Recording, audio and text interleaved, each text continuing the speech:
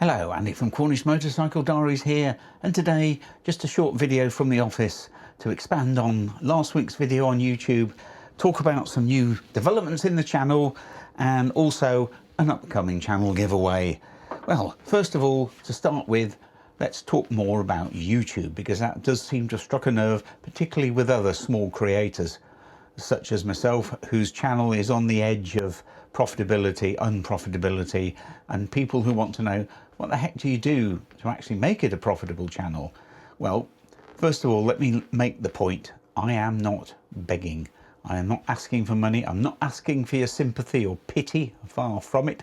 I got myself into this position, and it's up to me to think of ways to deal with it. But if you like the content and get benefit from it, then I think it's not unreasonable for people to feel that they could support the creator in doing so.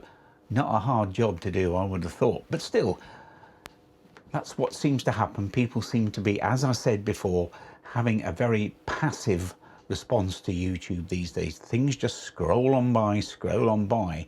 But what I'm hoping to do is some of the things I put on YouTube, hopefully still be there in 10, 15 years time, and they might still be useful. You know, somebody might still be wanting to fit seat dampeners to their BSA Gold Star and wanting a bit of advice.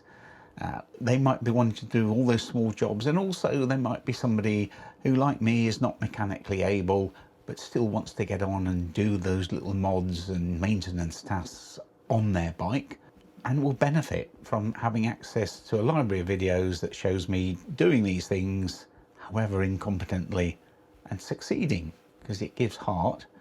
In terms of the money side of things though, let me talk about what else makes money on YouTube. And to be honest, a lot of creators make most of their money outside of YouTube with what you might call a side hustle. Now that can be in the form of products that's been sent for review, and the creator, like myself, gets some monetary reward for doing it. So a little bit of commission, if you like. YouTube have just brought in themselves affiliate links, which I've signed up to. So with the affiliate links, I'll be finding things that I use that benefit maybe you could get a discount on, and I get a little bit of commission in return. That's quite a simple process. It's been going for donkey's years unofficially, but it's now officially on YouTube. Amazon do it as well. They have an affiliate program, lots of other companies. So this is nothing new. These are the side hustles, if you like.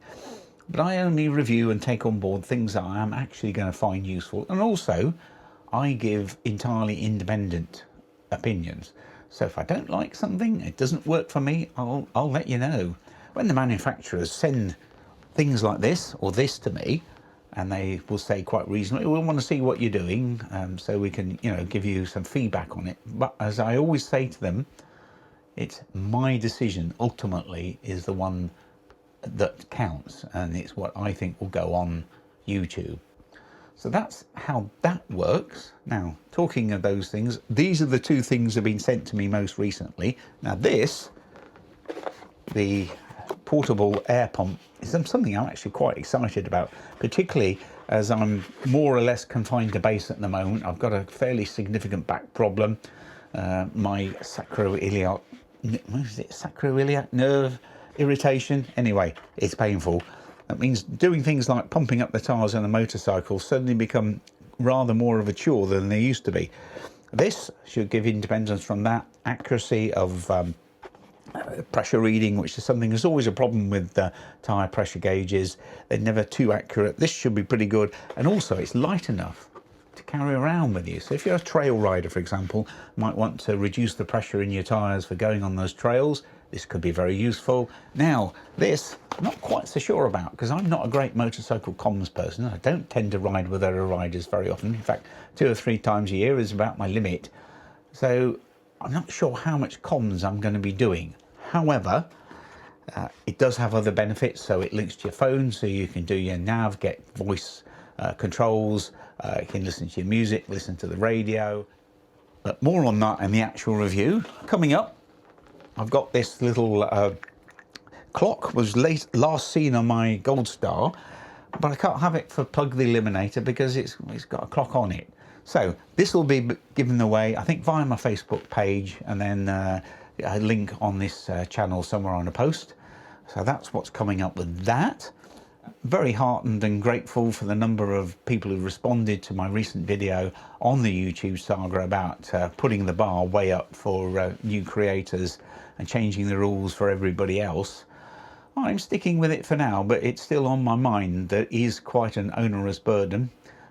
As I said, it's expensive. This computer behind me, £2,000 just for the unit itself, probably £3,000 worth of kit there. Now, I'm not complaining because I bought it for other purposes as well, but I would have bought a smaller computer, a less expensive computer, if I've just been doing photographic work and all the basics.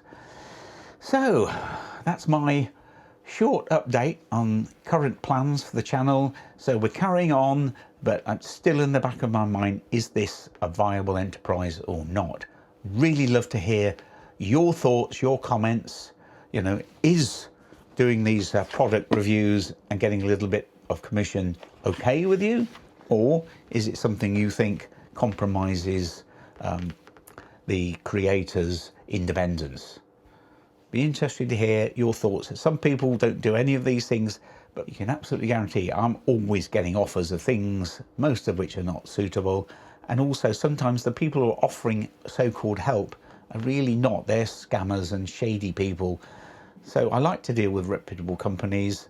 And, you know, for me, these things really help to balance the books. When I get that little bit of extra cash, it's away from YouTube itself. The big earner on YouTube is probably sponsorships. A lot of the photography channels have sponsorships, and also side hustles. For example, Nathan the Postman, or Nathan Millwood, he runs adventure tours. That's probably his main money maker. Gavin Hardcastle, on his photography channel, runs workshops and so forth. So that's how the money is really made, unless you're a really big YouTuber. But I'm not, and I don't really want to be. I'm just an average Joe who wants to balance the books, carry on delivering, hopefully, better and better content to you. But this is time for you to pick up your pen and give me your thoughts, positive and negative, on today's video. Thanks so much for watching. Don't forget all the usual gubbins about liking and subscribing. And as I said in the previous video, super important to do those, but even more the engagement, the conversations that I'm having with people do really help to also support me, so I know that people are wanting to listen. Well, back to regular programming next week, hopefully, although I am very, very busy with other things at the moment. I have a life outside of YouTube, family and so forth to care for and care about. So yes, as I said, thanks so much for watching. I've been Andy, or Captain Clumsy sometimes, and let's hope to see each other in the next one. Bye for now.